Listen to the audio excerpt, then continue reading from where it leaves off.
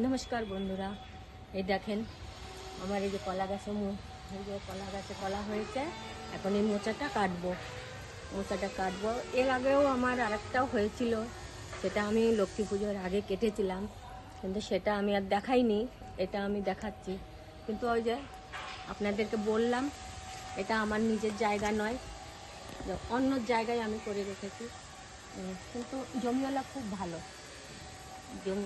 জমির এই দাদা দিদি দুজনই খুবই ভালো লোক, খুব ভালো লোক।